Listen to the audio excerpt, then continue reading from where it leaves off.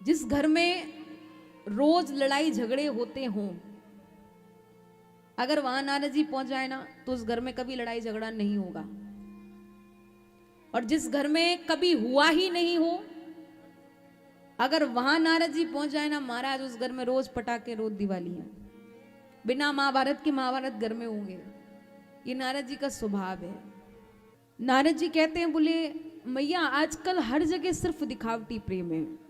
बोले नहीं, मेरे महादेव मुझसे बहुत प्रेम करते हैं, सारी बातें बताते हैं, इतना प्रेम करते हैं जिसका मैं कुछ कह ही नहीं सकती। मेरे बच्चों में इतना प्रेम, हम में इतना प्रेम, हमारे पूरे गण लोग जितने, सब में बहुत प्रेम है, बहुत स्नेह है।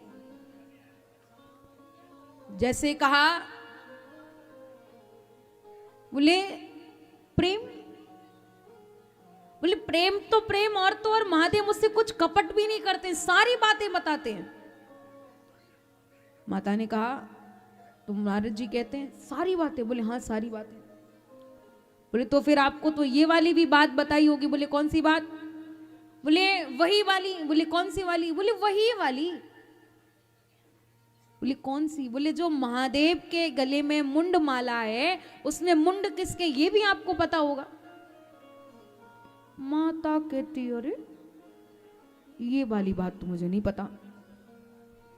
नारद जी बोले अच्छा मैया, जब तू बड़ा कह रही थी कि महादेव मुझसे बहुत प्रेम करते हैं, ये छोटी सी बात नहीं पता। इसका मतलब महादेव प्रेम नहीं करते हैं। अब कोई स्त्री कैसे कह दे कि मुझे मेरा पति प्रेम नहीं करता? माता ने कहा प्रेम तो बहुत करते हैं, पर मैंने ये बात उनसे कभी पूछी नहीं, तो उन्होंने मुझे बताई नहीं। अब तो महाराज मैया के मन में बड़ी बेचैनी। अब महादेव आए तो मैं बस यही बात पूछूं कि उनके गले में मुंडमाला में मुंड किसके हैं? महाराज इधर महादेव की समाधि खुली, महादेव ने हरिओम कहा।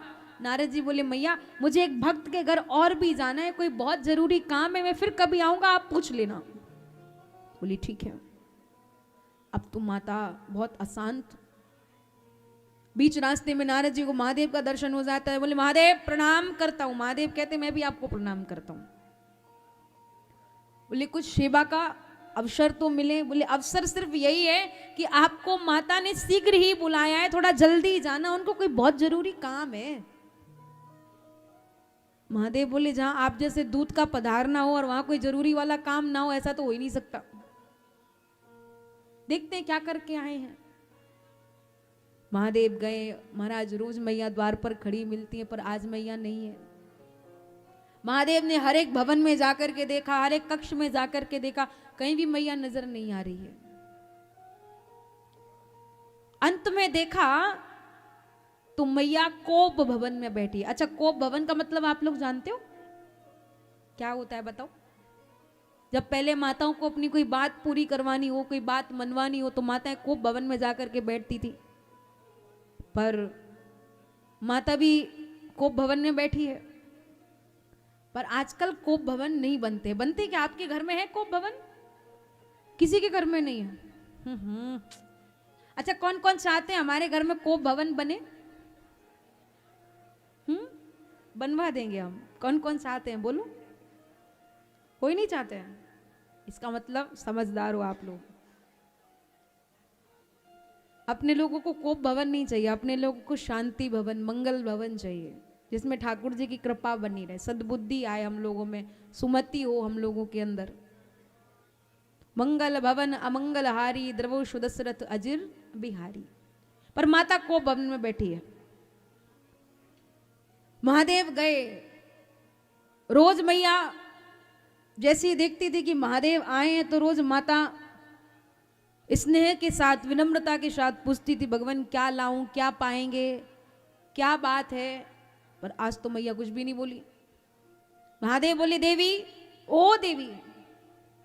माता कुछ भी नहीं बोली। महादेव कहते अरे हुआ क्या? बोले आप बहुत कपटी हो। माता बोली मैं वो भी कपटी? माता ने जैसे ही कहा, महादेव बोले बोले मैं वो भी कपटी? अच्छा मैंने क्या कपट किया है? माता ने कहा आपने जितने कपट किए मैं कुछ कह ही नहीं सकती हूं।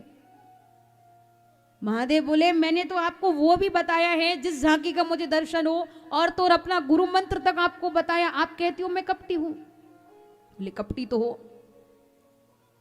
क्या आपने कभी मुझे बताया है आपके गले में जो मुंड माला है उसमें मुंड किसके हैं? महादेव ताली बजा के ठहाका लगा के हंस गए, बोले छोटी सी बात के लिए परेशान हो? अरे देवी ये मुंड किसी और की नहीं, ये तो तुम्हारी है। माता कहने लगी 1 2 3 4 5 6 7 8 9 10 20 30 40 50 60 70 80 90 100 108 मुंड मेरे। मैं इतनी बार मरी, आप एक भी बार नहीं मरे। इसका मतलब आपने कुछ विशेष औषधि जड़ी बूटी पी है। बोले मैंने ऐसा कुछ नहीं पिया है, अगर कुछ पिया है तो मात्र और मात्र भगवान की अमर कथा को मैंने पान किया।